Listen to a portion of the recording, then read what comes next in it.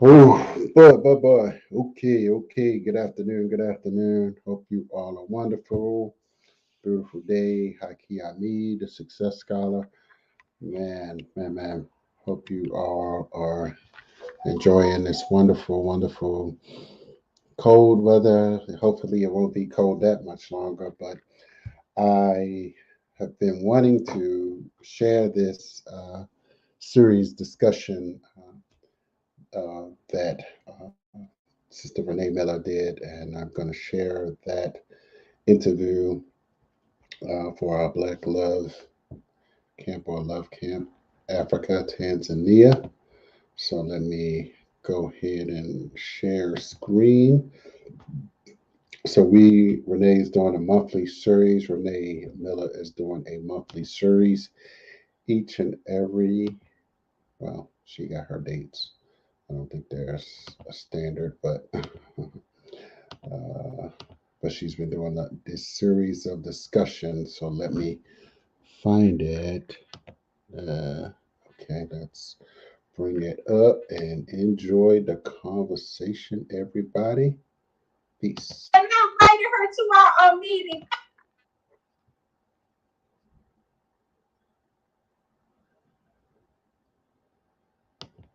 It's still up.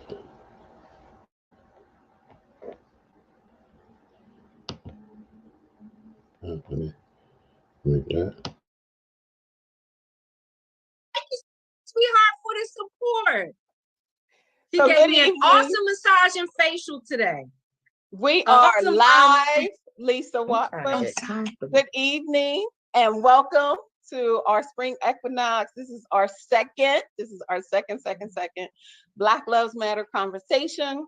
I am Renee Miller. I'm super excited to be here with all of you guys. I'm joined with a phenomenal panelist today. So go ahead and introduce them. To my first left side, we have Karan, who is a divorcee, a real estate agent, a health coach. And just recently you got an award. So that was for the top 30% real estate agent. Top 25%. Wonderful. Congratulations. Thank you. Thank you. Mama. Go ahead, Black woman. I see you. And we have Chad, who is a divorcee in a new fabulous and great relationship. Fabulous. With who, pray tell? And wink, wink, I'll tell you guys later. And he is also an insurance agent. And then, of course, we have Lisa, who is a happily single but open young lady who is a claims adjuster and one of my dearest friends of, I don't know, 25 years. Girl, don't and start. Then, of course, we have Rob, who is happily married, right? And he is the author of Niggas Ain't Astronauts, and he is an educator. So we have a phenomenal panelist tonight. Tonight, we're going to have a conversation around communication. So I'm super excited about our ability to have this conversation. I'm going to start a poll first because I think it's always good to see where we are. Last week, 63% of those that were on the call, and I think we had about 25, 27 people, and 63% said that our relationships have worsened as Black men and women. They have gotten worse. And so I thought tonight would be a great opportunity for us to talk about it. Me, myself, I'm big on communication and I'm big on how we communicate with one another because I think that makes all the difference. And I think it makes us to be able to see each other, evolve with one another and grow. And communication, I think, is one of our foundational essence of who we are. So I'm going to launch the poll and I want to get you guys' thoughts and then we're going to jump right into our discussion. Okay. So can you guys see the poll? We can. Yep. We can. Okay. So I want you to go ahead and vote. First, just number one. Don't vote on number two yet. Okay. Just one. And it says, in your lifetime, communication amongst Black men and women has. So has it improved? Has it stayed the same? Has it worsened? What do you guys think? Do we submit it? So go ahead and submit. Yep, go ahead and submit. I'll let you submit unless you answer all of them, it seems. Okay, so then, okay, perfect. Now, this one is just for Black men.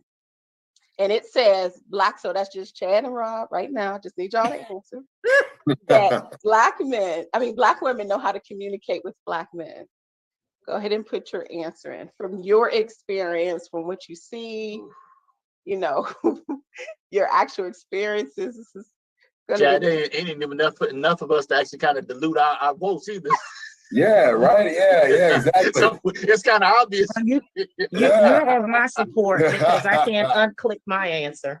Okay, and then now the women only. So Francis, Lisa, and Karan, go ahead and respond. Oh, and Crystal, go ahead and respond. Black men know how to communicate with Black women.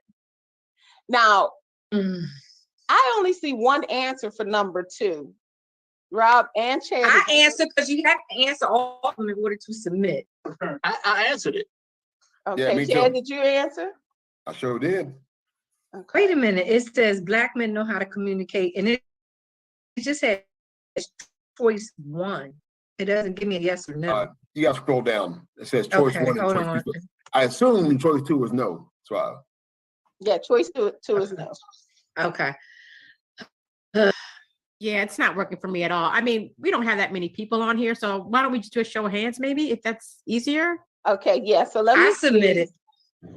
So it wouldn't work for me. There you go. So the results are kind of interesting, but what I see for number 2, I'm gonna focus on 1 and 2. How about we stay there for now? Okay. So when I look at 1, it looks like you all said it's like a tie. Some people say it's improved. Some people say it stayed the same. And some people said it worsened. It's worsened. Interesting. Right. So we're going to get into what that means. Who said, not necessarily who said what, but we're going to talk a little bit more about that. Okay. And then when I look at the second one, where it says Black women know how to communicate with Black men, I see 67% say no. Wow. And then I see for Black men know how to communicate with Black women, I see 100% no. Wow.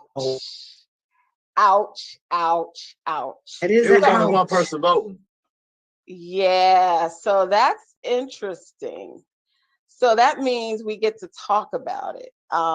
We get to really talk about it. So let me cancel the poll. And then let's just jump right on into it. So you guys can see me now, right? Yeah. Yes. Just checking. Yes, ma'am. All right. So who is brave enough to talk about, because before we jump into the actual questions, I'm just curious to know who felt what. So we look at those of you that said communication has improved. Who feels that way and why? How has communication improved for Black men and women? I would jump in and say that from and this is just my experience, that the communication has improved because my communication has improved, right? Getting a different level of clarity in what it is that I'm trying to communicating it with grace and from a place of care, right? Because I know that this has been a difficult place for us. Being in the work for myself and always being open to the fact that the opposite sex or whoever I'm speaking to at that time, even if it's my son, sometimes I recognize that because I'm in the work doesn't mean that they're in the work.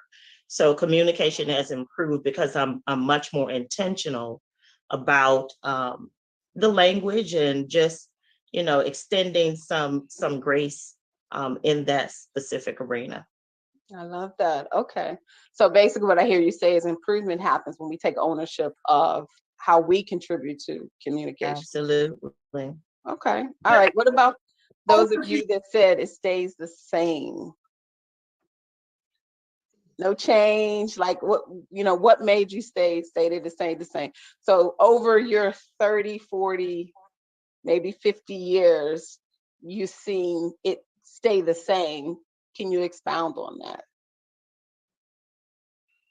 Who said that? I don't know who said that. Okay, well, those of you that said it worsened. You said it, Francis? I did. I just was eating. What about worsen? Why do you say worsen? Well, she said it stayed the same. So let her expound on why you feel that way. Okay. I mean, in my 36 years of life, nothing's really changed culturally for it to change. I mean, right now you're like starting to see like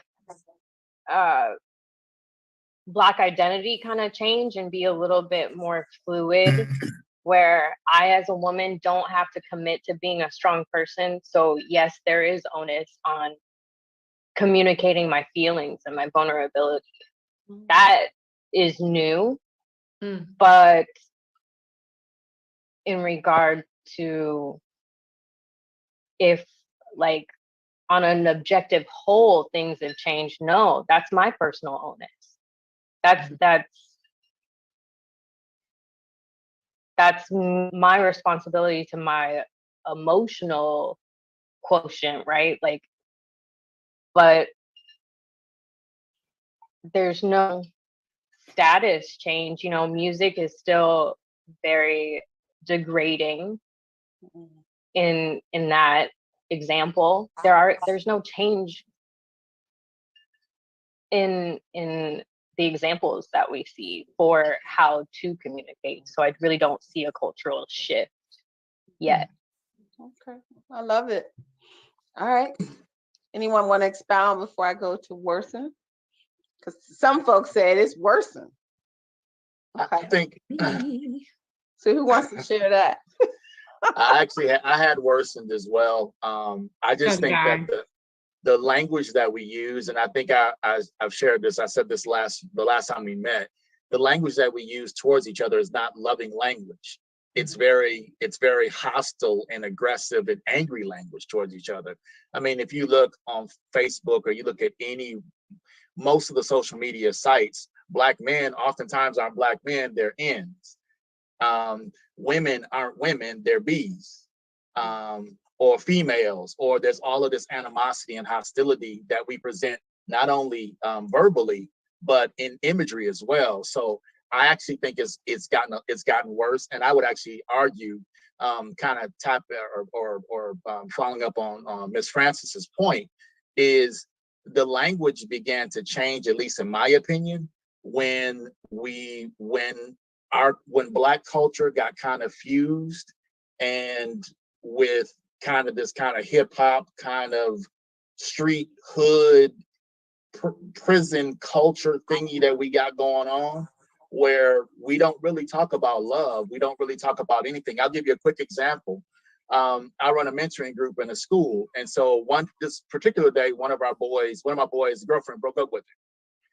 He called her every B, every hoe, every whatever. And I was like, son, it's okay to be hurt. Like we all love, and we all, F her, F that B, F that, so I sell it to say, like, so culturally, we've kind of transformed from at least talking positively in some ways to now, anytime she doesn't give you what you want, she's a bitch or she's a hoe or she's a whatever.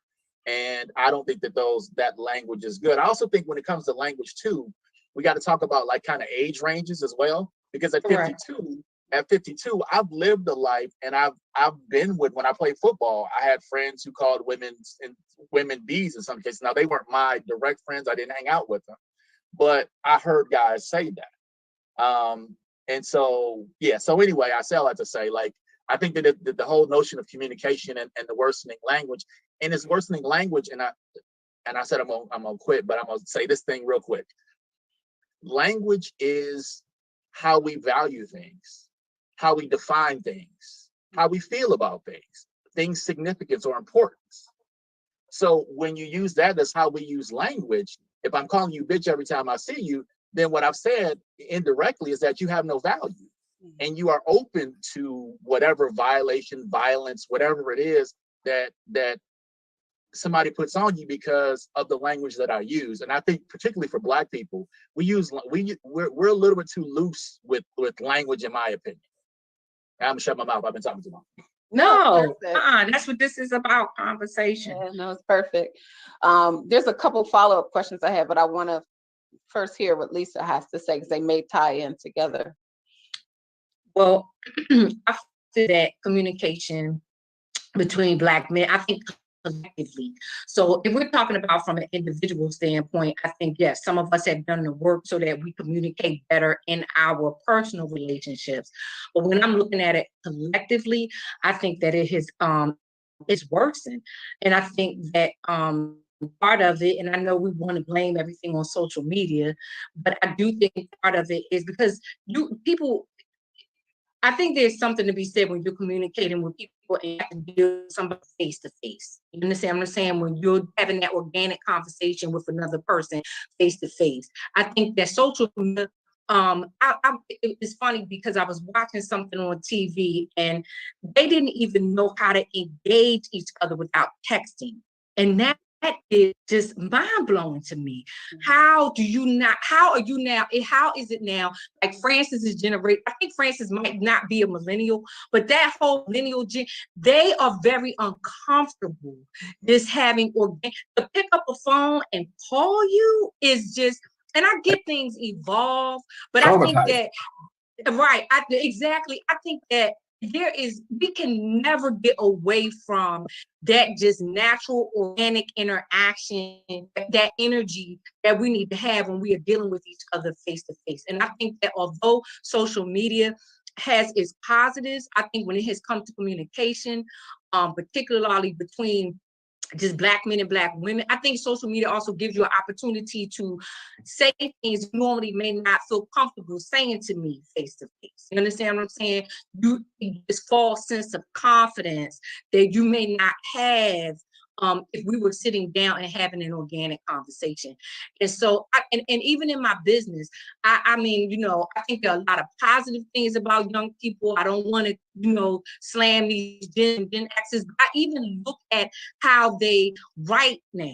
You understand? They don't even, everything is this short text. They don't even know how to write a complete sentence sometimes. And I'm just like, what is on? I just think that it has, I feel like communication between us, that is one of the downsides of technology to me. I think that it has definitely worsened between Black men and women. And I think it does have something to do with the generations. Yeah, I agree. Oh, go ahead. I'm sorry, Chair. Yeah, I agree with both Lisa and Robert. I think it's generational. I think I'm 48, almost 48 in October, I'll be 48.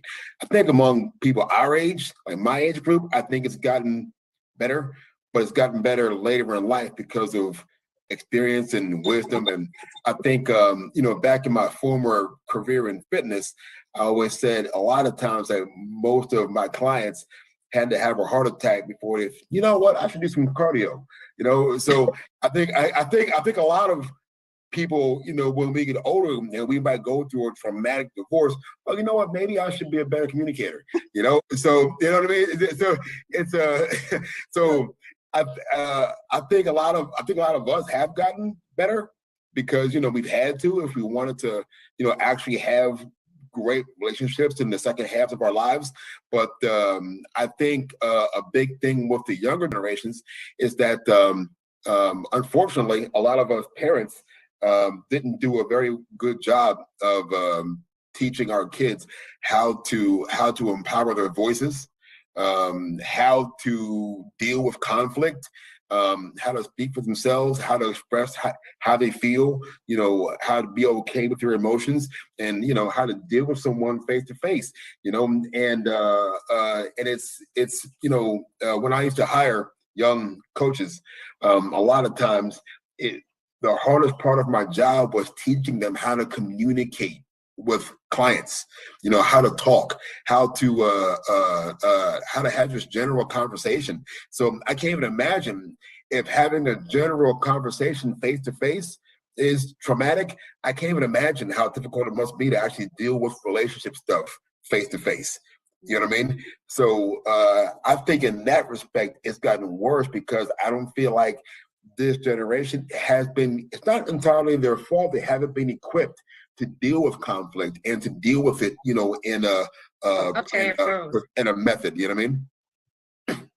If I might add too, from an educational standpoint, when you look at actually literacy and reading comprehension, typically African American males are at the bottom of the performance level. So when you start talking about reading, language fluency, literacy, and things like that, when you read, obviously you're consuming words and you're getting definitions.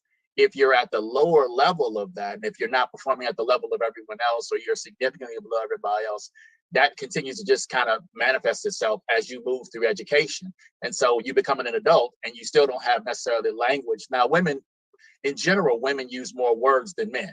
That's a reality. But when you add in when you add in the literacy limitations that some of us have, some of us as being African American men, or boys who eventually become men, it becomes kind of very telling in some of the relationships, the ability to communicate and to actually have a cogent thought. An example, my wife and I were watching something, we were watching the Muhammad Ali thing on PBS. There were some brothers on there who were in the Army or Navy, whatever, I think Army. And these are not officers. These weren't, guys who had high levels. These were guys who were on the ground who were doing the grunt work. When you listen to them talk, they had cogent thought. Their sentences made sense. You knew where they were going. It all rolled together. We watched something a little bit later on, and it was like, I think my wife said, "Baby, what did he say?" And I was like, "Honey, I got nothing." And so again, this whole literacy thing, we sometimes make it about the system, but there's something wrong with. I agree I agree that we are struggling with Chad, that we're doing something wrong as we raise our boys, and the data indicate that across the board. So I'll leave it there. So Let me just say, I'm sorry. I want to share a couple thoughts that I heard, and I want to see if this is what you guys heard. So I heard amongst all of you in different ways that communication is challenging.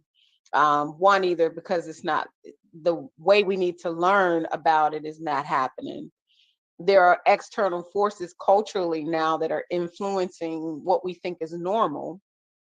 But I also heard when you just spoke, Rob, that at the end of the day, we're also, and me and Chad was talking about this today, the way men think is different than the way women think. And I think men's ability to emote is different, and men's ability to process and think things the way women think things is very different.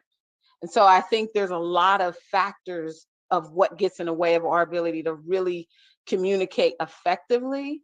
Lisa, I'm gonna get to you, but I want us to start transitioning a little bit because I also saw conflict and I want to talk a little bit about that. But go ahead, Lisa, what were you gonna share? I think at the end of the day, I think everything that everybody said is very powerful and true. But at the end of the day, I just think, have we seen good examples of communication between Black men and Black women? Can we, you know what I mean? Like within collectively, even if you think about your own family, the people that who are in relationships or who are married, like have we all experienced more in abundance where we have seen just those examples and observed those examples of how good communication works in Black men and women? Because you can, not to say that data isn't important, literature, all of that stuff is important. But I think at the end of the day, seeing an example of it, actually carried out, I mean, does that happen as much as it needs to in our community?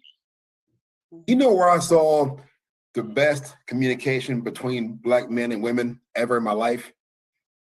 Where? 90s sitcoms.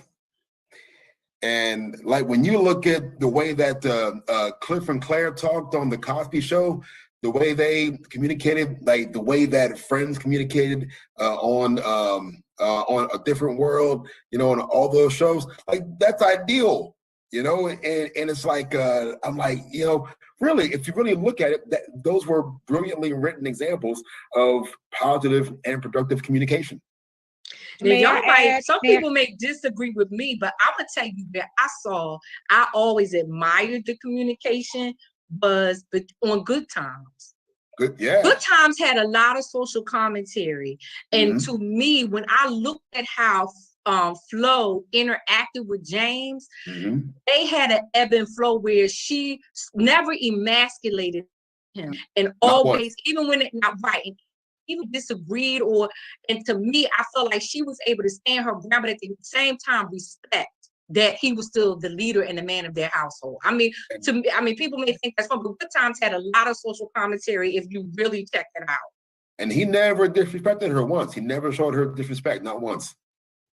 So may I add something? I think those are great fictional examples, but when you don't experience in your life real good communication, you don't know how then to make that good communication happen.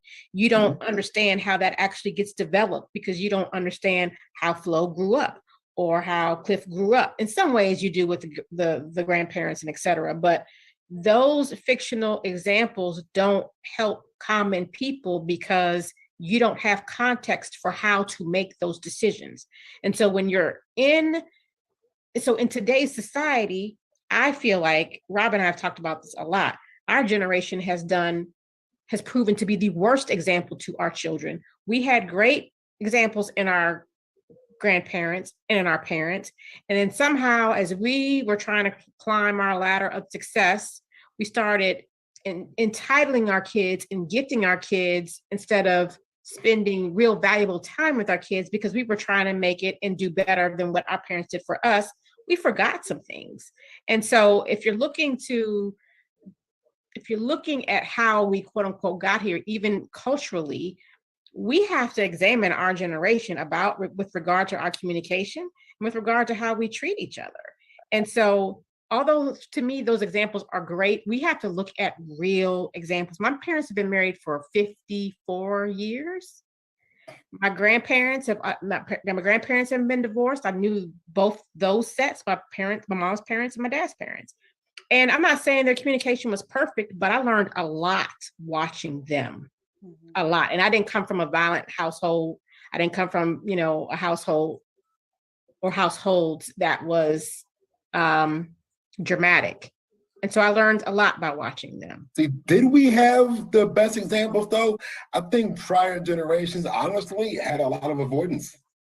Like I know there's a lot of people back in our grandparents' time who, granddaddy had like two side chicks. And I agree with you. I tell my mother all the time, her generation never dealt with it, and you had a lot of people from our parents' generation who had, who had problems and just never dealt with it. About it. They hate each other for years, and they waited to get the divorce until the kids were grown. I mean, I don't know if we, as a whole, had the best examples in prior generations. I hear you on that. And I have some of that in my family, but it wasn't, we didn't, it was very clear when those things happened and there was some conversations about it. And some things we didn't know until people died. But the example that I saw practically on a day-to-day was fairly healthy. My parents didn't argue in front of us. We knew when they were upset with each other, but they took it to a different room. I didn't hear my mom and dad curse until I was like 16.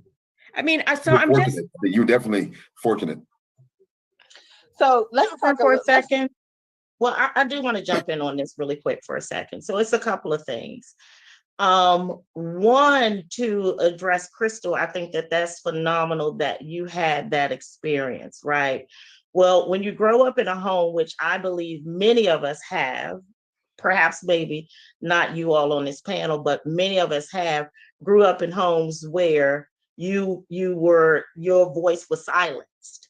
So you were not allowed to speak. You were not allowed to address. You were not allowed to communicate or show, displeasure in anything that may have been going on. And even when I saw things happening with my parents, and they may take it behind closed doors. It's a lot of that that taught me and that showed me how important it was to have a voice. Not having a voice really left me extremely depressed as a young lady, right? Because I was not taught that communication. I wasn't given the opportunity or the chance to say, hey, this is how I feel about this. This is what I think about this, right? So having a family myself, it became important for me, for my children to understand, I don't care what it is. I want to hear what you have to say about it. I don't have to agree with it. But what I've seen is that some of my children don't understand how to confront. They don't understand that conflict can be healthy in their healthy ways to navigate through conflict because mom and dad took it to another room, right? So it's like, okay, it's okay for us to have our differences. And so we sat down as a family. We did circle time, family time, sit down. This is what's going on with such and so, and we all need to talk about it. And I want to know what you think about what's going on with your brother, right? And that was just the start of me attempting to, one, help my children understand that their voice was important, and then two, just give them just a chance that, listen, communication and language is something that you will learn over time and it will evolve. But if you do not even use your voice when you are up against these different situations in life, then you're just dead in the water when it comes to communication. So I heard all of you all, I would not put it even on Francis's generation. I have grown men, 50-year-old, 60-year-old men that would prefer to text me. Yeah, it's right. legit. This is no better. You in your 50s, late 40s, you know better. You know better than that. But here's the thing, do they really? So now these are some of the habits that we have created that us as individuals, both men and women, have allowed to be acceptable. So now I'm back at the proper communication. So when I say to you, listen, you're being able to date me and me date you and get to know you, we're going to have to skip all the way over text messages. I will not even take you serious if you cannot pick the phone up. And I don't play with it. So if they are seeing 5 other women that will play with it, then that's just a bad habit that they've developed, and it may work or may not work. But I'm back at, I don't have those kind of issues because I tend to say what I mean and mean what I say in the most kindest way. I like that. I'm gonna write that down. I like that. Can I just, Renee, I know you want to jump in there, and I just got one last thing to say, and then I'm gonna Crystal, I hear you say, I believe art imitates life. So I don't necessarily think that because these were people that we may have on television, that doesn't make those things were some people that could have been a real experience. So I do believe that art can imitate life. I do think that there was some reality that you can pick up from like when he was talking about the 96, you can see yourself in some of those things, right? The other thing that I wanted to address was, I totally agree with Chad. When I look at me and my mother have had this conversation numerous times. When I look at her generations, my mouth is on the floor sometimes when I see some of the skeletons that fall out of their closet, because they may have had standard, and they may have had more. But see, what the conversation I've had with my mother is that you all, because you had this sense of morality that you all had to live up to, things were, the deception, you understand, was so incredible, back during time. You understand? Because there were certain things that, like Quran said, you couldn't talk about, you couldn't have a voice about. So to me, their generation, I don't know if they were necessarily the best, in my opinion, the best communicators. I get what you're saying, where you didn't see a lot of the, like, you didn't see where Robert was talking about how, men calling women out of their name and, all of that kind of stuff just openly, because I think they maybe had a higher certain standard at that time. But I'm telling you, the deception that they there are a lot of us that are still traumatized by the things that generation did that they just didn't us, that you do out when you show up at a funeral and you got a whole other family. Daddy and they had a whole side family that nobody knew nothing about. You like, what in the world? Like my dad, man, yeah, I could tell you a whole story about him. I am the product of an affair. So I mean, that's just reality. I think though we're talking about, at least what I'm hearing is that we're talking kind of two different things. We're talking about behavior, which is definitely a piece of communication. And then we're talking about the verbal communication that people have with one another. I think the challenge for most people with communication, be it verbally, is that to have communication, you kind of got to know yourself, and you kind of got to know what you want. Correct. And that becomes the challenge. And also being honest with yourself. That's also a challenge. Sometimes we have $500 ideas, but we got $15, attitudes, or $15 language, or whatever it is. And I go back to what I said earlier about the literacy rates of, again, your language and your pool of words to pull from is a direct correlation to the amount of language that you consume, that you know, and that you can pull from. And if you can't read, or your reading level is significantly lower than other groups, you don't have those conversations. You don't have those higher end conversations. Now add, in this particular time, where you've got young men who are listening to hip hop, and young ladies to some extent, listening to hip hop 17, 18 hours a day, 16 hours a day, whatever it is. And that's their influence. The language that they're consuming is not it's not traditional English language. It's a lot of similes, metaphors, whatever, that don't really make any sense, and you don't really know what they're talking about. And then when you ask them to talk in English language, they really can't articulate themselves. The young man I was telling you about earlier, about the girlfriend who broke up with him or whatever, he could not articulate in clear and cogent ways what happened, how he felt, and what his response was going to be. It was, be this, be that, this, that, and the other. And Miss Murphy, Miss Murphy, like, no, I don't know what you mean. So articulate yourself. What do you mean? And he really couldn't do that. And I think that, again, as we look back in time, a lot of our grandparents were dropped out of school, maybe some were illiterate. Some, my mother was a high school dropout, but she read the newspaper every day, and her vocabulary was on point, and she taught me a whole bunch of words.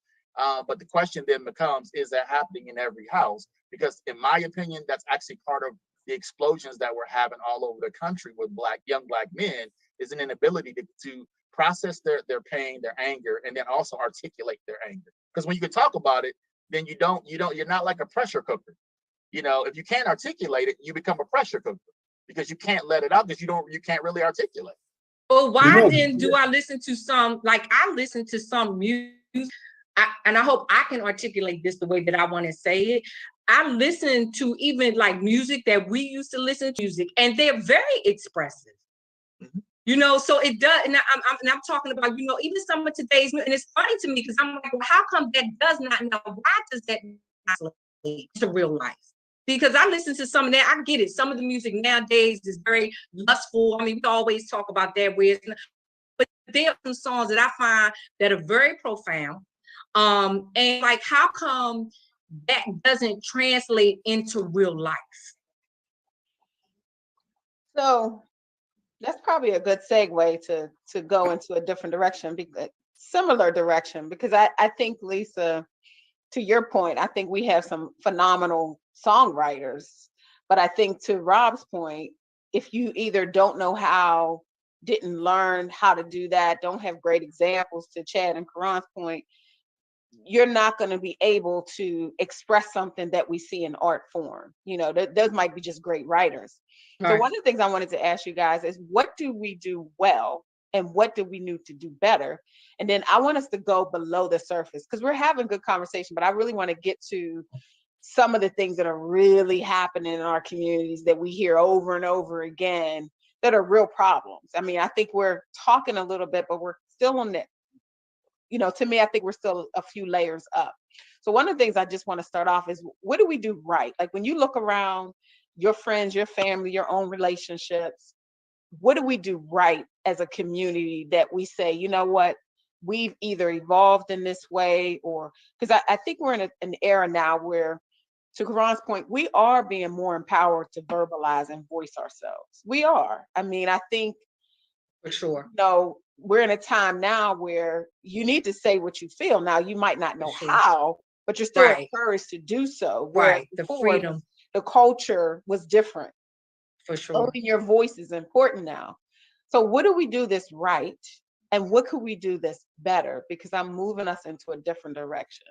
So, and everybody can respond. Francis, you can even share as well, because I want to hear, because her generation is a little bit younger than our generation. And so, we need to also talk about, there is a real generation distinction in how we do things. So I'm gonna start with whoever wants to begin. What do we do correct when you look around? Go ahead, Chad. I think what encourages me is I'm seeing a lot more emphasis on mental health, because that's crucial. I know when I was just angry and just bitter about the way that my divorce went down, when I started seeing therapists, it really got me a lot more aware of where my personal communication flaws were, right? Because I'm a high logic communicator, and that doesn't translate well to people who may be high emotional or higher empath. Like my son, he's a high empath communicator. Like he's all heart, and I'm like mostly all brain, but he's all heart, So when I'm trying to talk to him, it made me realize that when we were, and I was like, man, like I'm not feeling him enough, and I need to feel him more. And becoming a better communicator with him actually made me a better communicator for other relationships as well, because I learned how to manage this and open up more of this. So, and but I wouldn't have gotten that if I hadn't have been with my therapist, because I think, just speaking from Black men, I feel like we don't get help as much as we need to. We go through a lot as Black men in America, and I don't feel like enough of us talk to each other about those things. I think we tend to bury how we feel a lot, and it hinders us in our relationships with Black women. So I just feel like, in general, I do feel like that's become more important in the community, and I see some definite progress in that department. Got it. That's good insight. Okay.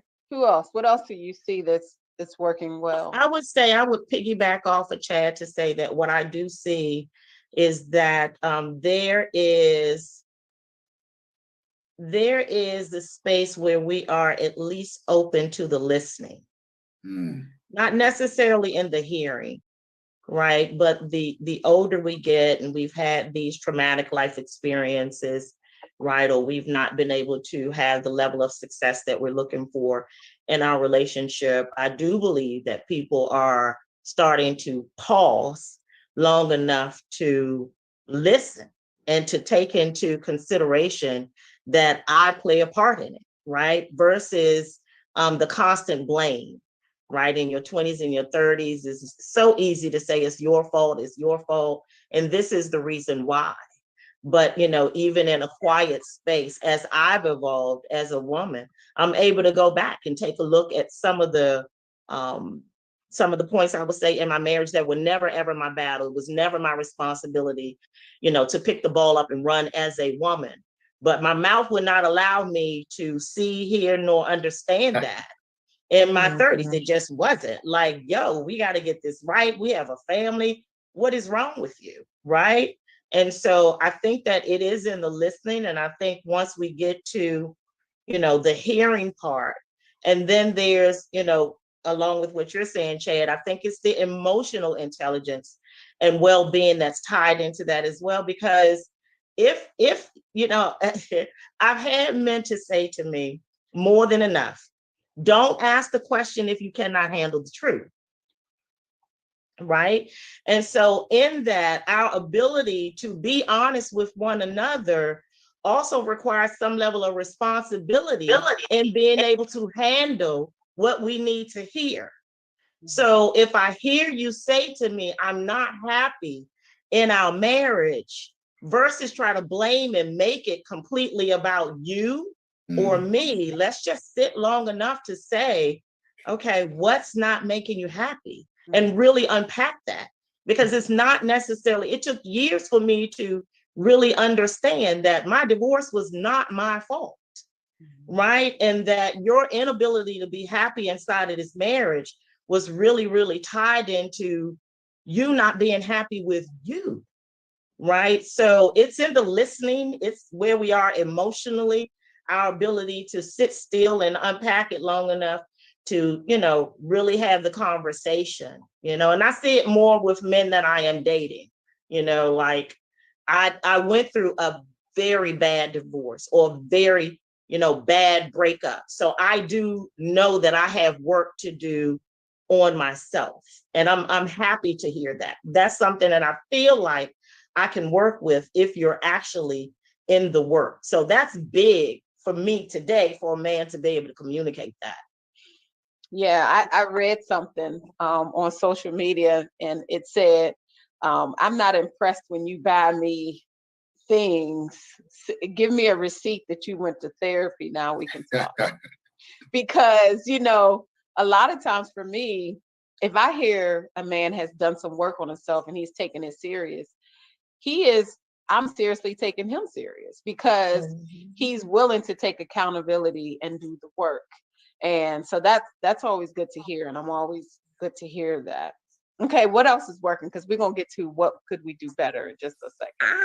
You know what I think is working? I think that it still matters. I think it still matters to us. At the end of the day, I think that we still in the struggle, we still in the fight. And to me, I think if, as long as we are still willing to fight to get back to one another, I think that is what's working. That I'm trying to figure this, and we just haven't thrown our hands up, and it's like, too hard to forget. Like, we are still, there's so many conversations about Black love. If you go on social media, if you go on Clubhouse, like, it's so many, we are still trying to figure this thing. How do we get back to one another? And that, I think, out of everything is encouraging, that we still in it. I was right beside, I was your day one. And I'm gonna continue to be, things have gotten kind of funky between us, but we're still trying to figure this thing out and get things, get back to one another. And that's what I'm encouraged by. That I see a lot more of these conversations happening. I love that. That's good. Okay. So I would say, kind of piggybacking on what Lisa said, I think that I think what's good is that there are a ton of vehicles for people to actually have these dialogues, to hear different ideas, to listen, process, and probably integrate some things into their own lives. I know for the one thing I will say that I think that is a part of communication, and that's safety. You need to know that whoever you talk to is safe and won't belittle you, begrudge you, whatever. And so I see a lot more of the spaces coming up for people in regards to, and a lot of more vehicles for people. I think that those things are wonderful for people to exchange, particularly in this COVID time, because this COVID time has been really tough for people who live alone. They don't really have anybody to talk to. And oftentimes the computer, whether it's Clubhouse, it's Facebook, it's Zoom, whatever it is a way for them to connect with people. So I think all these vehicles have been much more helpful than I think about in our time when we were in our 30s or 20s. Like, there weren't these vehicles. You had to seek them out, or just go to one of your buddies' houses or whatever it is. So again, to me, it's the vehicles that are really good for people. So, we're going to segue into what's not working. So I'm going to start off by saying, I think what's not working is that not enough of us make it safe, and safe to really be seen and heard without judgment, ridicule, or lashing out. And me and Chad was talking about this today. It was like one of the things that we were talking about is how we show up when we're communicating under duress or under stress, and how do we respond to one another. So I definitely think what we can do better is make it safe. But now I'm curious, because I was going to ask you guys tonight, oftentimes we think it needs to be safe for the woman. You know, the woman needs to be safe. And I know I'm big on emotional safety. But I'd be curious to hear Chad and Rob talk about how safety is important for you guys as well. And then we're going to go a little bit deeper. Well, for me, I just need to make sure that I can be transparent and vulnerable with you without feeling like it's going to turn into state's evidence. You know, what? State's evidence. You know, Right. to be used on, Right. to be used on another docket in the future. You know what I mean. So. You know what I mean? Yeah. So that's the first thing with me is that, I'm allowed, to be honest and transparent and emotionally vulnerable with you, without being, Wow. looked at as soft or having it like thrown back in my face at a later date. Wow. So that's the first thing. I've heard from a lot of men who say that, that's a big reason why, they don't feel safe talking to their women on that level, because, they feel like, they're, it's going to be used against them. Their vulnerability will be weaponized against them. Wow. Got it. That's profound. Last week we talked. I I'm sorry. Go ahead, Francis. I want to argue that comment, because is there a venue for men to hold safe space for other men? I think that doesn't happen first. It is not the onus or the responsibility for women to hold a safe space for men, and I think that's part of some of the stress. It is. I mean, like if I'm with you, like as my partner, like I feel like I'm kind of entitled to that space to where I can be open and vulnerable with you. You know what I mean? Like that should be something that. Yeah, I think that's historical in Black relationships, that Black women take care of it all. And everyone's emotions and ignore their own. But what I'm presenting and what I'm asking. That's not what I'm saying. What I'm presenting and what I'm asking is, what does a safe space provided by a Black man for a Black man look like? Okay, well, let me jump in for 1 second. So, Francis, your point is valid in the sense that I think so too. You're saying there needs to be safe spaces for men to have that from one another.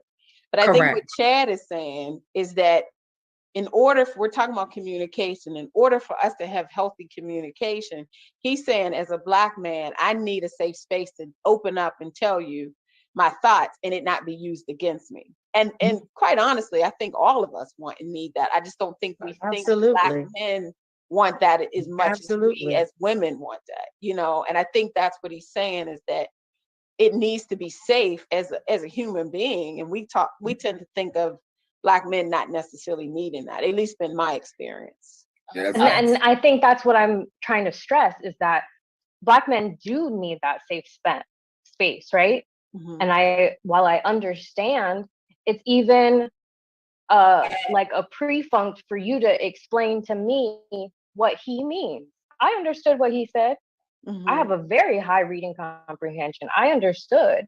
And that's not to insult, but I'm saying is that if communication between Black women and Black men is not going well, mm-hmm. then there must be more communication between Black men, right? I hear what she's saying, and I kind of agree with her. So if, the probability that Black men are talking to each other more positively in that sense, is there a safe space between Black men, and what does that look like? Because if you are only expecting Black women to provide a safe space for you, I don't want that responsibility. I'm tired. I have enough of my own emotional responsibility to then take on somebody else's as a pre-funct. I think that we always think of women providing nurturing safety. Well, I think if you're thinking about it from a one-sided point of view, I'd agree with you, but I'm not talking about a one-sided like relationship here, you know, to where you serve my needs and F you. You know what I mean? Like, you know, while there should be better spaces for men to talk, like to me, that's irrelevant when it comes to me talking to my lady. You know what I mean? Because it's like, you know, if I'm with you, again, like if I'm with you, like I want to be able to feel like I can be as open with you as I can be. All I want from you is for you to listen to me and make it okay for me to be open with you. Like, I'm not asking you to fix me. I'm not asking you to be my therapist. I'm asking you to be my partner and allow me to be vulnerable in your presence. Yeah, But I think what I'm presenting is that in all relationships, in all same-sex relationships, in Black culture, there is a dynamic of competition. Same sex? So, yep. Take Lisa today. I just met Lisa. Lisa is older, so we don't have a peer-to-peer relationship. She took on a nurturing role, and that is what we expect intergenerationally, right? We expect older Black women to be nurturing and providing, right? Is that fair? If we were the same, if we were the same age, there would be a competition dynamic. There just is. There's a competition dynamic between. But I think we're going, okay, so let me reel it back in because I want to hear what you have to say, Francis. But I think I think we're not addressing the question unless I'm missing something. So I want to hear what this was really only supposed to be men answering this question, but that's okay. Lisa, I feel like I want to hear your voice because you're saying you get what Francis is saying. And I get what Francis is saying. Can you let Robert? Yeah, let Robert No, then Robert, jump in. Oh, okay, so as a man who's run a men's group, I ran a men's group out of my house for probably about 1.5 years, 2 years. Brothers came to my house. I had topics and questions, very much like we're doing here today. When I tell you that brothers came to my house and the meeting was supposed to be from like 1 to 3, and dudes wouldn't leave my house till 1, 2, 3 a.m. because they had so much to get off their spirits. There's 2 parts to this thing, and I think they were kind of overlapping in some ways. Maybe we weren't catching them. Like, there is a space that brothers need to have amongst themselves. I jokingly called my house the Oprah house because we would talk about any and everything. We talked about colorism. We talked about homosexuality and heterosexual, and we talked about a whole bunch of topics. And the beauty of it was brothers felt safe enough to express themselves. And there were times when we went way, like I would ask a question and they go way off and we just would never come back to the questions. But we do need, and I'm in agreement with Francis, there is a need for a space for Black men to just be. Because the other thing that I heard from brothers is that when they got with their ladies, they couldn't get a word in edgewise or whatever it was. Now, I will say this too, we do have spaces and places for each other in our friendships. So it isn't that we have to even sometimes coalesce around a particular building or space or meeting place or whatever. Sometimes you pick up the phone, dog, guess what happened? Da, da, da, da, da, da, da, da, da, da, da. It happens. We handle ours possibly in a different way. Maybe it looks different. Maybe we don't define it in the same ways that women do. But I think that the vehicles and the spaces and the conversations and the supports are really the same. But I also think in relationship to communication, you've got to have guys around you that will also hold you accountable on that communication. And so we as brothers held each other. Like, I don't have a friend who is a bad father, because we will all lean into each other like, dog, you're supposed to spend more time with your kid. Like, we hold each other accountable. So we do have those conversations and we do have communication. I know that there's been a lot of talk about Black men saying, well, they love each other. We said it to each other for the last 15, 20 years. Now, we don't say it every time we get together. We will get together and we'll crack jokes on each other, whatever, but that's also our way as men of expressing and sharing love. I had a friend just the other day talk about his son who was locked up, who was doing some things he shouldn't have been doing. And he was like, dude, this feels so good. I'm able to get this off in a place, in a safe space. And that's what I was saying when we first started a little bit earlier, that communication, at least vulnerable communication, is around safety. And people feeling comfortable and feeling like they're not going to be judged, they're not going to be embarrassed or humiliated, and they're going to get really love and support. And again, in our group, and it actually ended because I got involved with some other things during the week. But I still got brothers who email me like, "Dog, when you gonna put that back together, man? Like we love that." Like I literally was with somebody Friday, and it was a guy from the group who was like, "Man, we used to do that, man. Remember you used to do that? Like we need to do that again. We need to do that again." So there's a need out there for just Black men to come together and coalesce around just being men and sharing and loving on each other in a way that isn't that doesn't have to have the bravado. Because that's the other thing that we didn't have, is we in that room we didn't have any bravado, because we just talked and cracked jokes and loved on each other. But Robert, what I hear, and I may be wrong, what I hear Francis saying is, but you are not and I wish that you were that group of men that you had, like you said, that could come together, and that became more of the culture.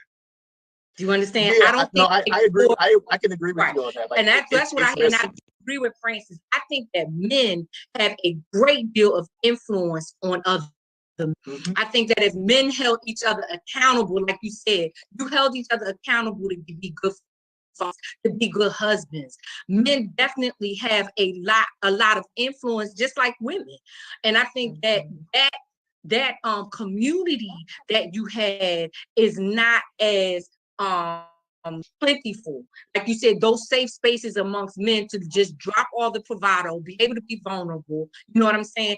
That unfortunately, I don't think that is, I think we're moving towards that. Like Chad said, I think that now men are starting to do the work on themselves, starting to understand about therapy, starting to, and I think that's a great thing. But I still think that there is still a lot more superficiality when it sometimes comes to men and their engagement. And I wish that the group that you had became more of a norm. Because I think men have a great deal. And I think that's what I heard Francis saying. And we talked about the guy I was with Friday. We were talking about sometimes just there is a base set of expectations for Black men wherever we are. There's a base set of expectations, and my buddy and I were talking, and we were always, so we kept saying, like, we didn't always fit that expectation. Now for me, I was an athlete, so I was able to get my Black cool points because I was a great athlete, and so people let me in because I ran a 4.240, or I scored 6 touchdowns, whatever it was. I was accepted into the larger Black male kind of milieu, if you will. But truth be told, I love sports, but I also love space. I also love reading comic books. Those were things that I had to, in some ways, keep hidden from the larger Black male group, because that wasn't cool, and because that I wasn't accepted, or that wasn't acceptable. I think about myself. I'm 6'3". I'm 260 pounds now. When I was playing football, I was 195 pounds. Again, my ability to play, to score touchdowns or to make game-winning plays was my cool points. And I think that's part of the challenge for Black men, is moving away from the base and becoming fully developed human beings. And I'm not saying we're obviously, not all of us are that way, but I know for my buddy and I, we were talking, we felt like we were really lonely as young men because we couldn't have conversations about space or science or comic books or hard rock or whatever it was. You had to fit into this tiny little box of what it is to be, quote unquote, a Black man in America, or a Black boy in America. And it wasn't swag. I think we kind of got off topic here. Yes. It's so funny because you were reading my mind, Chad. I was like, wait, how do we go so far left? And sometimes it's okay because it's all good information. But what I was going to say is, yes, if there are spaces, and we do need more spaces for Black men to actually be able to connect, that's one thing. But us being vulnerable to one another, it's not exclusive in my mind. They can both coexist. They are both necessary. is what I think. So, but I didn't think we got off course. I think that it tied into each other. I think that Black men having a safe space among each other can then transition into how they engage and how they interact with their mate.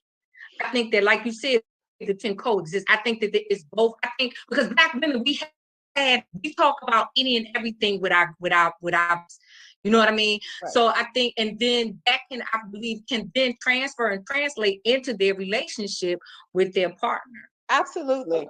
And I mean, I think the question was, you know, we started off saying, what can we do better? And then we started talking about what do men need? Because I also now want to ask women what you guys need. But before I go there, I want to, you know, switch a little bit. We talked a little bit about the word respect came up a few times. I heard it throughout.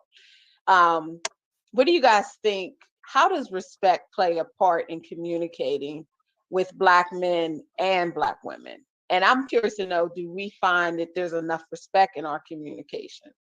Is that a major factor in our ability to communicate with one another?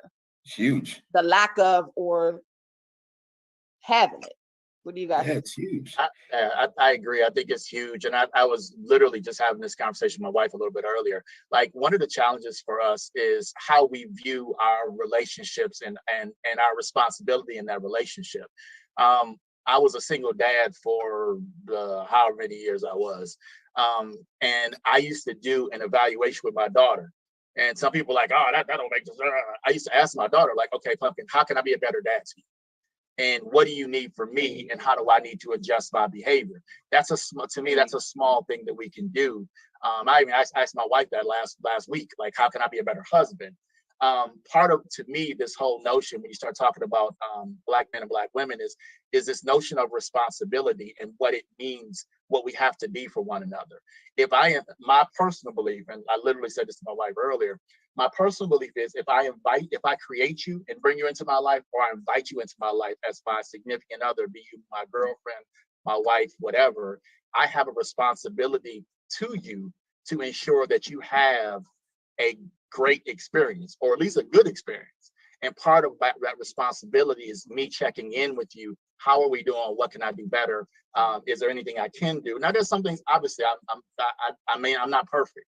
But I think that when we're invested in relationships and we're trying to make relationships better, and we love people and we respect them, then those are the things that we have to do. We have to ask questions, because what I know, the way I treated my ex-girlfriend is not the way that my wife wants to be treated, or they're not the things that she may like.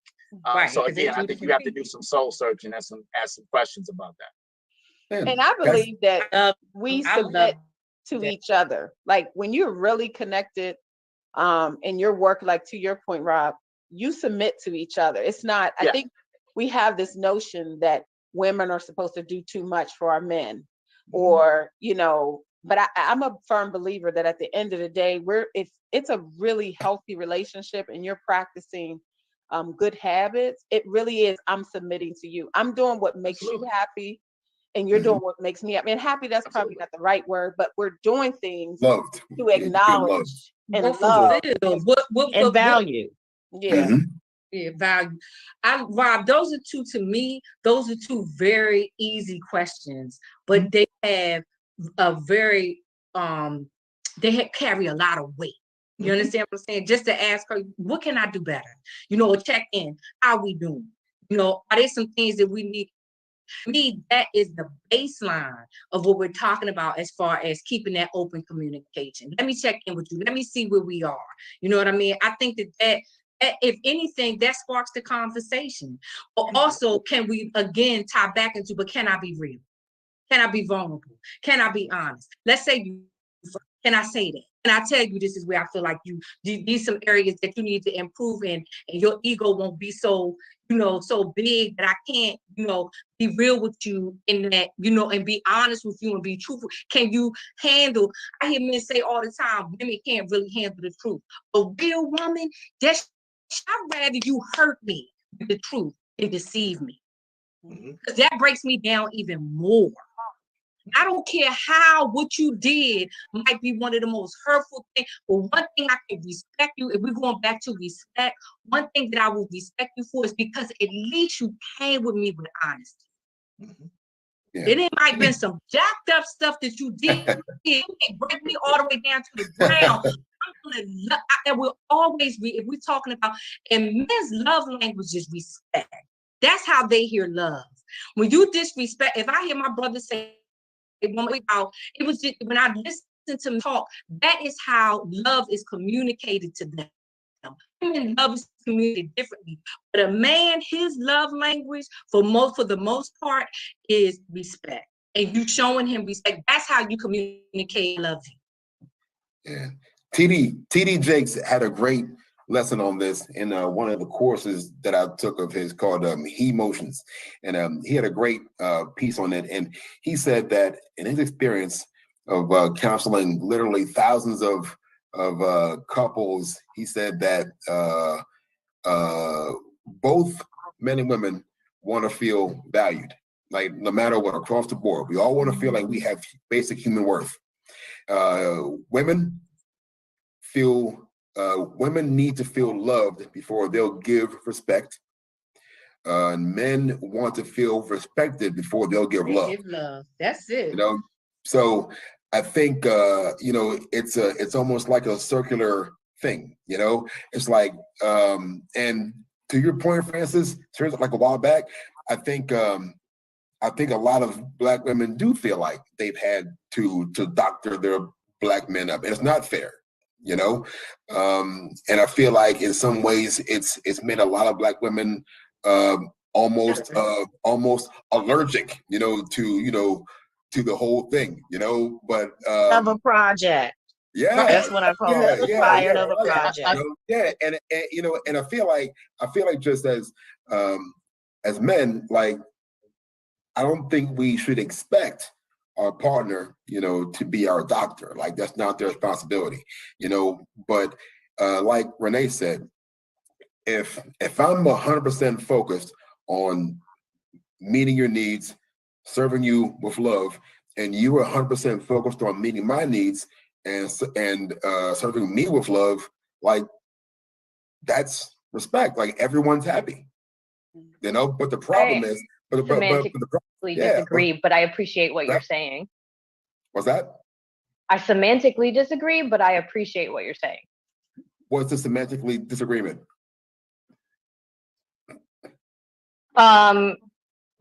Being 100% into somebody else is not gonna be reciprocal. You need to be 100% into yourself. No, that's not what I'm talking about at all. You need to be whole yourself.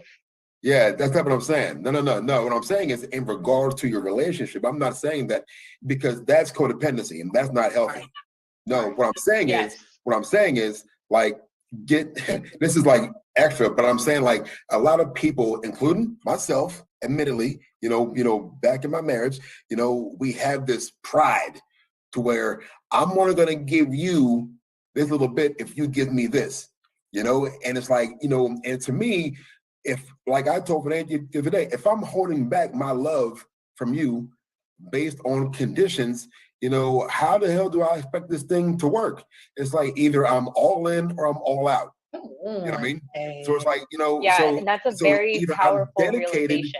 So either I'm dedicated, if I'm with you, you know, I'm not getting rid of myself to make you happy, but I am going to give the energy that I dedicate to you, to being the best possible person I can to you, and serving whatever your needs are without losing myself.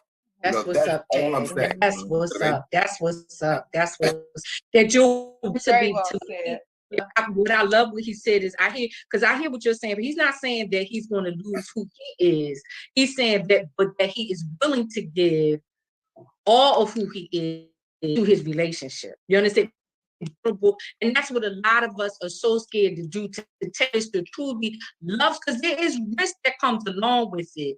Yeah. But you're never going to be able to really get fulfilled if just though you gotta ask me that's safe. You gotta find that person that you feel safe and say, you know what, you are worth this risk, and I'm gonna take it, and I'm gonna lay it all on it. You know what I'm saying? I'm going to give you, but you gotta make sure that value is important. You make sure that you're giving it to somebody mature enough to understand what it is that you're doing. Yeah, I agree. Because if you get somebody who's not a good steward over it and don't know what to do with it, just saying, you know what, I'm gonna be in this unconditional. Regardless of how this thing may play out, but you want it. I mean, you're never 100% sure, but you want to try to make every effort to make sure that you're giving it to somebody that's mature enough to handle that type of vulnerability. And that's I think the challenge that we have. I want to say one last thing and then I'm done. You know what you said, what do we do wrong? I'm looking for, I was listening to a song, you know, I'm a very much so artsy person, and this just spoke to me, bottom line. I am looking for somebody who I really thought what it was, who will think I'm beautiful even when I'm stuck. You understand? Even when you're what? Now I'm trying not to use all, you know, who will still see my beauty, even when I am just emotionally, physically, I may not be at my top of my game. You understand what I'm saying? But you still see the beauty, and you still, I think so much pressure, particularly put on Black women, as far as how we show up physically. And I'm just looking for somebody who can just be like, you know what, yeah, you might not like you did when we first met, but that still don't mean, you understand? I'm not saying that Black women still shouldn't have some responsibility and want to make sure that they are attractive, man. But I think that it's so much put on us to have this physical beauty. And I think I'm just trying to find a person that is willing to accept, you know, that may change and it's still cool. I'm gonna still mess with you. You understand what I'm saying? Because I see at some point I have to see that the intimacy of who we are is more. It is just as important as that I'm still physically attracted. I hope what I'm saying is making sense. But there is so much pressure put on us as Black women. I mean, even at 50 to you know. Listen, I'm not trying to compete with these Instagram people. I can't. I'm 54 years old. What I look like trying to compete with Instagram? Are you serious? Like, you should have met me 25 years ago, boo. I can't get at you. The person that can see beyond that. You understand what I'm saying? That you know what? Yeah, nah, you ain't. I can show you some pictures when I ain't gonna say I was by then, but I was, you know, I was still in the game at one time. There's so much more. You want that woman hate you for a that's gonna give you some excitement. I'm your girl. That's gonna hold you down. I'm your girl. I'm not saying that there are not some things that I need to do again to want to be attracted to my man, but at this stage in the game, that can't be the end all to be all. And that's what I think that's hard to find. That's a whole if I'm different being really direction. concise, I want to say back to the holding space. What we can do better. Francis. What, Francis? No worries. Yeah, I want to be really concise about what we could do better. Go ahead. Go ahead. No, go ahead. And I wanted you to answer the question. It's just intimacy as a whole, not being dependent on a sexual relationship. I think in Black culture, if we could have more intimacy across the board, intergenerationally, same-sex relationships need a more depth of intimacy for all of this to work. Because I think that Black women are starved for love, and I think that Black men are starved for respect.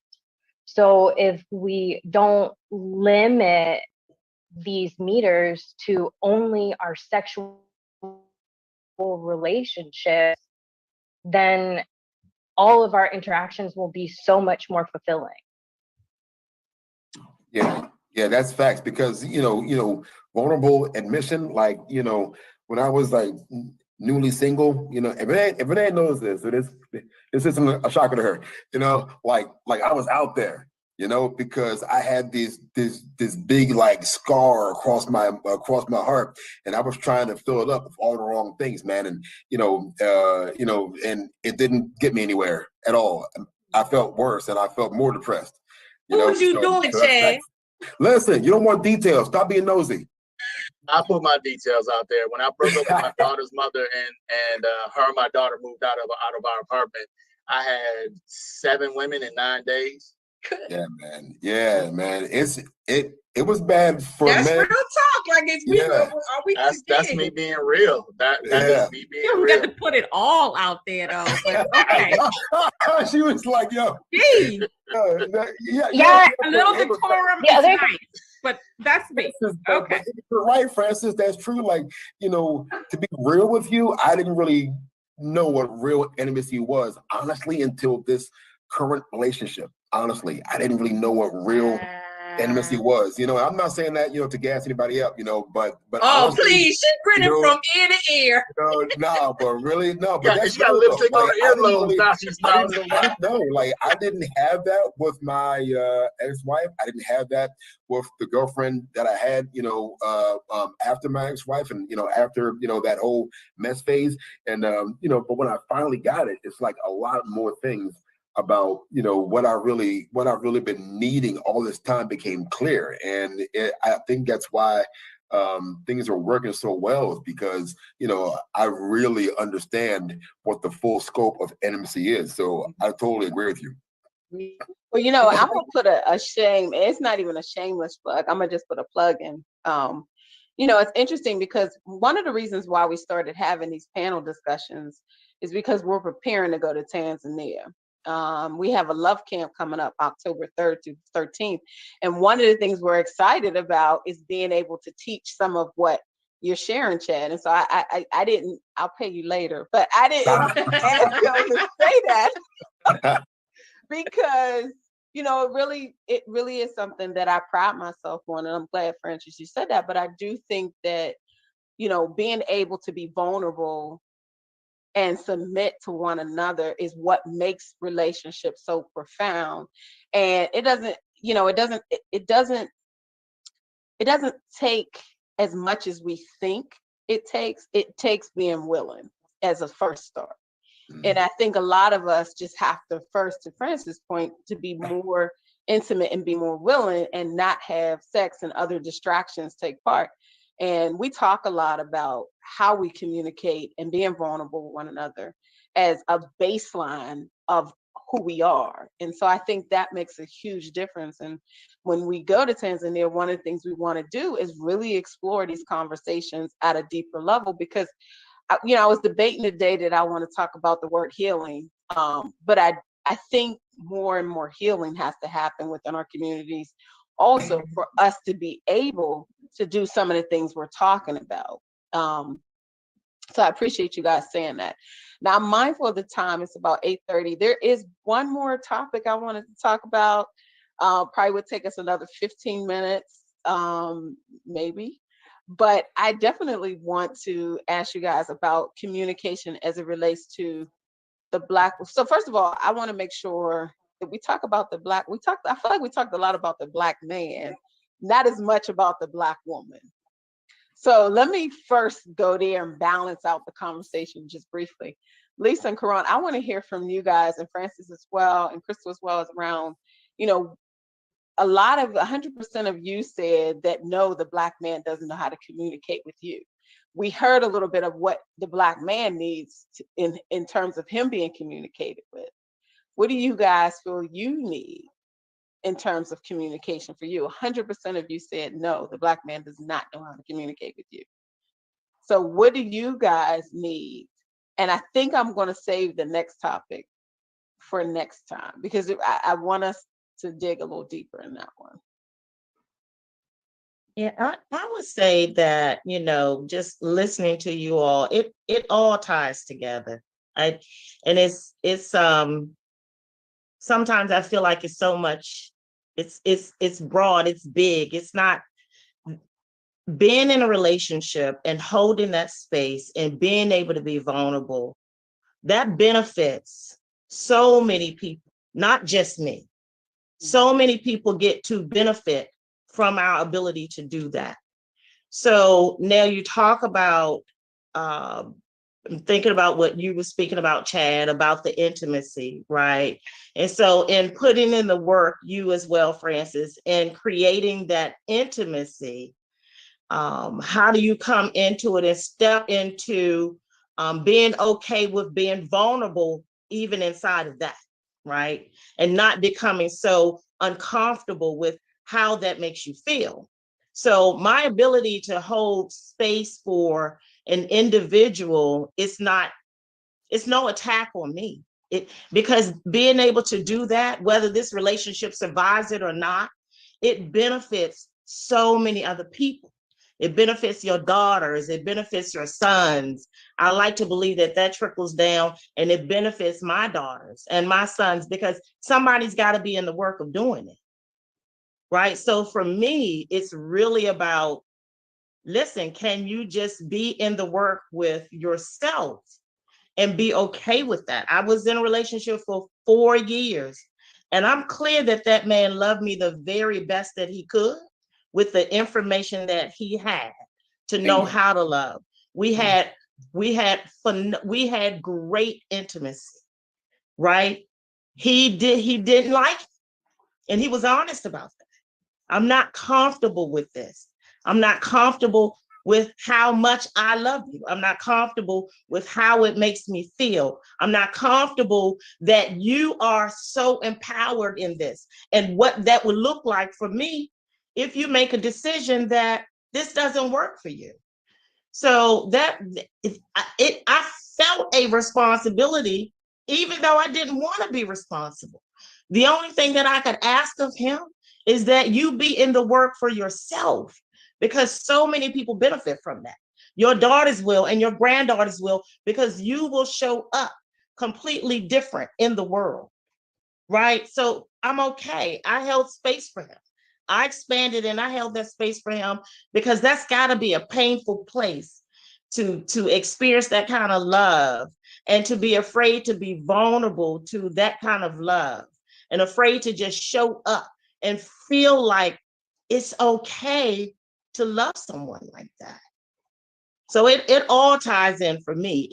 It's the work, it's the healing, it's the vulnerability, it's the intimacy. And last month we spoke about love, right? So it all goes back to love and care. And I can care for you and love you beyond you being my man, or this relationship, going the full distance. Right? Because at the end of the day, I still have the ability to recognize that as a Black man, you shoulder a different type of burden. So if it benefits somebody else in the world, that's fine. I'm so okay with that. That's big. That's love big.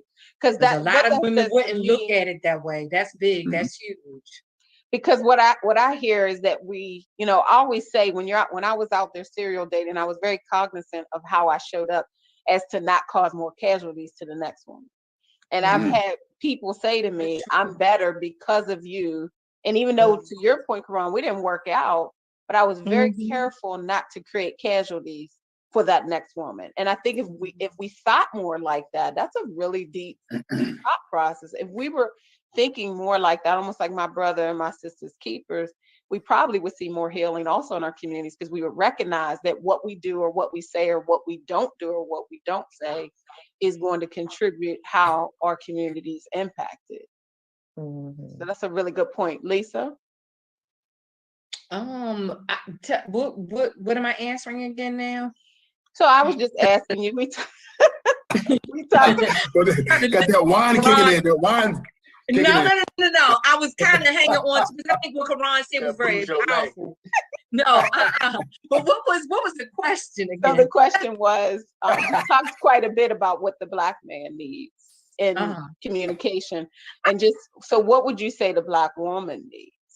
I think I'll probably talk more from a personal standpoint, but I think I've already said what I need. I think that I really am I wish we could get more to just, that things will go just beyond the superficial and go, that we kind of, like I said, it's nothing wrong want to be attracted to your man, and you want to be attracted to your woman for sure. But I wish we could move beyond it. There were other things that kind of also took priority when we are engaging one another, or when we are looking for somebody to, to be that partner to build with. That there may be other things be more important than, Well, I love that, Lisa, and that will be an episode, because I this is not about communication, but to your point, I often say, a lot of us have bought into this whole number system. And I know that when people call in the Kevin Samuels show, one of the things that he'll ask is, if Beyonce's a 7, then what are you? And women will actually respond, well, then I'm a 6, or I'm a 10, or I'm an 8. And I'm like, this is ridiculous. I'm not going to allow you to reduce me to a number. So to your point, I think there is room for us to have a really good conversation about, the physical and appearance and what our men have bought into, because a lot of our Black men have bought into America's traditional standards, whether it's hair, whether it's body, whether it's age, whether it's whatever. And I think there's room for us to explore it. But that's a whole. I think from the communication standpoint, I think I'm gonna just keep it really simple. I just really think if we just again had that space for people just to show up and just be. I mean, I'm big on just being real. Like, I gotta just let me. I can't, and especially at this stage in the game, I can only be who I am. Does that mean that I don't want to evolve? Does that mean it's not something I feel like the brother that was with us the last month, and when he talked about that female and male energy, he gave me food for thought. How do I show up when I'm communicating? Do I need to be more? I am a very animated, and I'm passionate about things, but let me be mindful when I'm engaging with men that is that coming off too masculine. Like those are things that I am still wanting to explore, but at the end of the day, still allow me just to show up as Lisa, and it's cool. Like, it's okay. We can have, that genuine, that people can genuinely be who they are and communicate who they are. I think that's something that's just real important for me. Understood. Well, I appreciate all of this conversation that we have today. One of the things I do want us to talk on next time is about the conflict, because conflict came up quite a bit today too, but I think it deserves more than a quick in and out conversation. I think it deserves a little bit more time. Crystal, did you want to share something? We were talking about what Black women need from communication, and I was like, okay. Well, jump in. What share your thoughts? No, I just wanted to say that the only thing that I would really appreciate is for you to say what you mean, but just be sure your delivery is one that I can receive.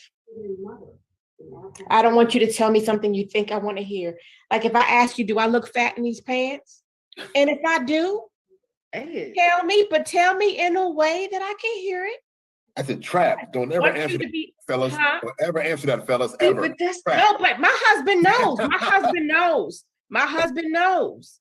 If I ask you, like you said, somebody said earlier, don't ask a question you don't want to answer to. No, when I ask you, I want to know the answer. And don't tell me what you think I want to hear. Tell me the truth. And my communication style is always tell me the truth, but deliver it in a way that I can receive it. With love. I love that, Crystal. I love that. We actually talked about that a little bit earlier, and I think it was Lisa that was saying, no, we do want to hear the truth. I think that is a misconception that women don't want to hear the truth. I think what happens is that, to your point, Crystal, maybe the way it's delivered is a challenge, or I'm gonna hear you. It's either the way it's delivered is a challenge, or what's happening is we can sense when it's not the truth. Robert? Okay, so as the other side to this, tell me the truth. I think also we started off about communication, and I also think that we have to understand that there's also communication styles. And my delivery may be totally different than your style. And I think that's one of the things I know that as a husband, or as Crystal's husband, I've had to try to think through myself is how am I a better husband to her, and how am I a better communicator to her? There's sometimes I fail miserably. There's no ifs, ands, or buts about it. We had a situation probably 3 months ago, and I was horrible at communication, horrible. But it is a process that I have to go through, and understanding the way that I communicated with my boys or my mother or my sisters or whatever it is much different than how I communicate with her, because she didn't grow up with us. We didn't necessarily talk a whole lot about it, but the impacts of our parents, we did talk about it a little bit, but the impacts of how our parents communicated, or how we observed communication from our parents, how they may have given us information or not given us information, how they talked to each other, how they didn't talk to each other, sometimes plays a role, even if we don't even know it. It plays a role in how we interact with our partners, and how we address them, and sometimes engage in dialogue and discussion. And we may be very animated, and they may not be able to receive that message in the animation. They may need someone to say, "This is what I'm saying, and I need you to say it really in formal words," or they might need somebody to say it in different. So I say a lot to say, like, it's an evolutionary process, and the reality is too is the longer you're together, you continue to evolve and devolve.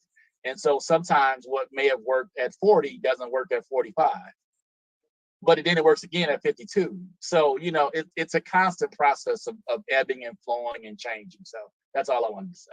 What my problem was with my communication?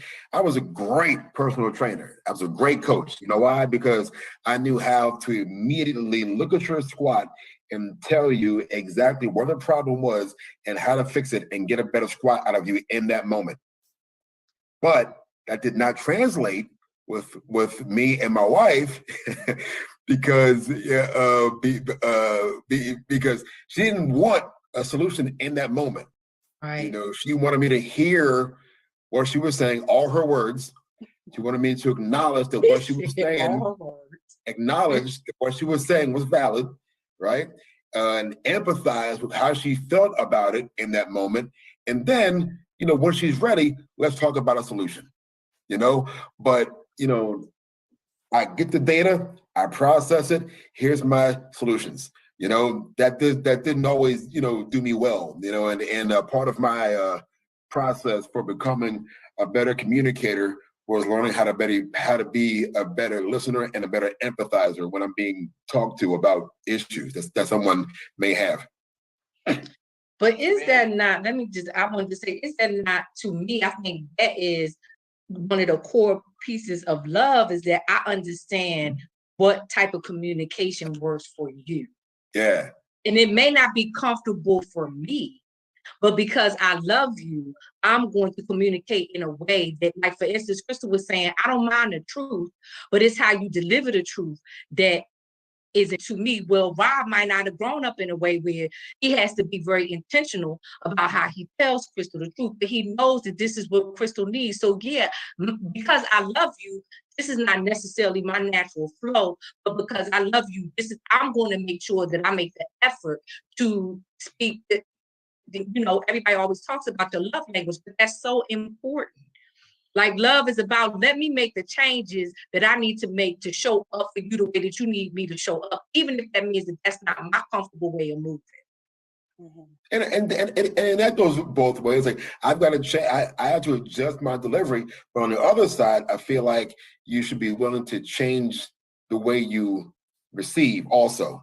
You know what I mean? Like, there are a lot of people, not just women, but also, just people in general, have a hard time taking criticism because they may be really self-critical on themselves. So one more piece of criticism may not be palatable. But, if you trust somebody in your life that they have your best interest at heart, right, then you should trust that they have your best interest at heart when they're delivering that constructive criticism as well. You know what I mean? If it's delivered in love. You got to know your audience, right? Yeah, exactly. Mm-hmm. I think part of knowing your audience is also, the more you stay connected to your mate, the more you can see your mate. I think oftentimes we got to be willing to look and pay attention and not see it necessarily through the lens of what we want, but the lens of what our partner needs. And that's, it's two different things. Like how we receive information, receive love, receive support may be very different. And we may have to even be willing to relearn or expand how we show up in support of supporting our mate. So, and that's just not in male relationships. That comes in relationships. I can talk about me and Renee. You know, I am the phone. I'm getting ready to start running down what's going on. You know, what's happening with me. You know, blah blah. Renee is the. I had to be very intentional. She needs for you to check in first. She needs to make, you know, how are you doing? How are you, you know, and that wasn't comfortable for me. And we used to battle that. You know what I'm saying? Like, listen, I'm giving you, but right now, I'm calling you. We can do all this soft skill stuff in a minute. But because Renee is my friend and I love her, I had to realize that although that's not my natural nature, this is something that my friend needs to be okay. And so I think that is what that happens in relationships. Period. I had to slow down to make sure that when I call Renee, I know you are going to have to check into her world before you get off this phone. Whether you want to or not, because your friend, that is important to her. Where I have other friends, they don't need. You understand what I'm saying? But I know that this is what my friend needed to be at.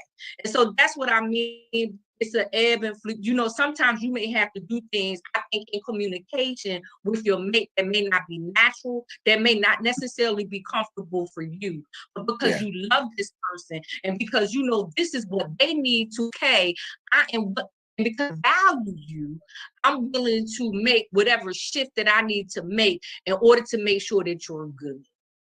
Yeah, I appreciate you saying that, Lisa. So I'm back at now how this information is being communicated and how we're delivering it to one another, right? And if in fact it is going to hurt me and you know it's going to hurt me, what's next? Is it okay to open me up like that and just leave me hurt because you had to give me some hard information? Right? What's next? Because the love and the care is your ability again for us to be whole in all of this, right? I may have to tell you something that I don't really want to have to share with you because you're not going to respond to it well. So now I'm back at our inability to really be intimate and vulnerable with one another. But if we're really trying to create this, we're having some hard conversations sometimes, right? But we want to leave one another in a good place as best possible. And sometimes that means holding space. And sometimes that means we need to take a minute and have our own space, right? But don't just dump that information on one another and not think that it's okay to make sure that your partner is okay. Well, I don't know if you guys are people of faith, but the Bible says, it says, don't let the sun set on your wrath, you know, so, you know, don't leave things open and bare, you know, make sure that your partner feels loved at the end of the conflict, you know? Yeah, it's a good point. You're great. That was very powerful, Quran. Like, give me the truth, I'm okay. But then what happens? How do we repair? You know, what may very well be broken, you know, and I can receive it, but let's make sure we think, okay, what's the next step? You know what I'm saying? After you may be challenged in even receiving it. I may, right? So when I was married, my husband did not want to have to deliver information because for him, there was something wrong with me being super sensitive. I appreciated my sensitivity. It served me very well.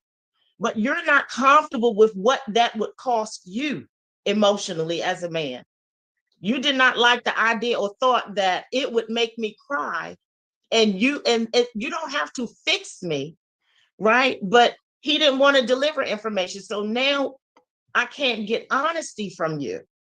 That's problematic that you can't be honest with me, right? Because you're afraid of, you think that I cannot handle the information. My ability to handle the information, that's one thing. It's okay if it does hurt me. It's okay if I express that it hurts me. It's where do we go from there? I love that. Just dump one another off there. Where do we go from there? Well, that may tie back into, Renee, when you're talking about the healing. Yeah, definitely. And we're also going to talk again, because I just want us to think about this. So earlier today, Chad and I were talking, and he helped me to word it the right way. And one of the things that I said is, sometimes, do we find that some men show up in ways that are cowardly because of what you're saying, Karan? Maybe people, and it might not just be just men, but we're talking about relationships, but just in general, people may show up cowardly because they're not comfortable with sharing in conflict and knowing that things are going to hurt. And so they'll take the easy way out. Yeah, for sure. And what happens is it doesn't help the relationship. It may delay conflict, or it may delay some type of disagreement or hurt or pain, but it doesn't resolve whatever the challenge is. And so that's one of the things that I think we need to talk about again next time, is conflict, because I'm very mindful. You guys have been on this call for almost 2 hours, and I want to be respectful of our Sunday evening.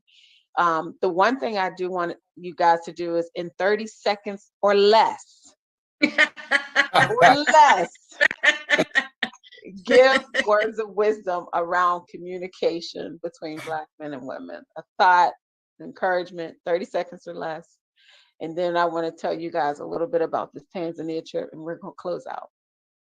So, Karan? So remain open, right? Just remain open. Don't close yourself off to communication or put judgments around, your ability or inability to communicate. Just remain open, and it will happen, right? It's putting in the work and just remaining open to it working. Love it. Making it work. I love it. Okay, Lisa? I just, we can get to a place where people can just be their genuine and authentic self, meaning the good, bad, and the ugly. And and it's okay. It's okay that we get to a place where we can just really show up and communicate totally as who we are. I mean, things have to have balance. It's very important. But at the end of the day, there is an authenticity that just is unmatched when we are with each other. I love it. Communicate. I love it. Thank you. 30 seconds or less, Francis. My wisdom would be to step away from the idea that respect is something that's earned and not freely given. It's the limitless resource, as well as compassion, also a limitless resource. I think approaching every mode of communication, whether it be online and with those core virtues, will enable you or everyone to hold space for everybody's authentic Blackness, right? And not do something that makes you tangential to your Blackness, that doesn't deceive the Black culture or puts you outside of the box that we thought of what was our identity. Got it. Thank you. I love it. Okay. Chad, 30 seconds or less. Your partner, your spouse, your girlfriend, your boyfriend, whatever it is, should be one of your favorite courses of study. Keep learning about that person and keep staying in wonder and amazement of every piece of information that you gather. Love it. Rob, 30 seconds or less. My quote is, or my word of wisdom is, listen to and with love, and not to make your point. I love it. Okay. All right. So I want to close out. I know that we have Hakeem, we have the Teaching Art Institute on with us. They were like our silent listeners. They are partnering with me. We are doing our First Love Camp in Tanzania, as I said earlier, and I just encourage you guys to really consider joining us. It's going to be a fabulous time for us to really do some work around this topic. and really learn from some greats, whether it's a married couple, whether it's me around vulnerability, whether we do yoga, whether we do a myriad of artistic activities around strengthening yourself. I encourage you to attend with us. And if you're interested in more information, definitely contact Teaching Artist Institute on Facebook. Thank you guys for attending. We'll see you the third Sunday of every month. We'll have the next one here at 7 p.m. And you guys have a wonderful Sunday and a productive start to your week. And it just started spring, so do something new in support of Good spring. stuff, good stuff, good stuff, good stuff, guys. Good stuff, guys. Have a great As evening, usual. everyone. Bye. Have a good night. Thanks, Have a good seeing night. everyone. Have a phenomenal week. Thank you. Yes, yes, yes. Bye-bye. Great conversation. Thank you. Bye-bye. Bye, guys.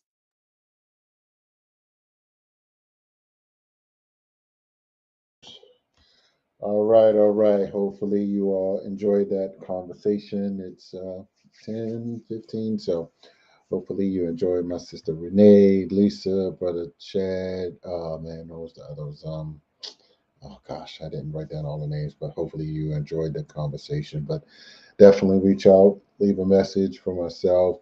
Text 410-209-9687 if you or someone you know may be interested in the Love Camp Tanzania, or if she may be looking for other hosts or guests as well to be a part of this panel. So hopefully, if you enjoyed the panel, that's Renee Miller. Uh, so definitely text me. I'll get you in touch with her. She did a great job. Thank you all for tuning in. Holla at the Success Scholar Haki Ami Tanzania 2022. We out. Peace.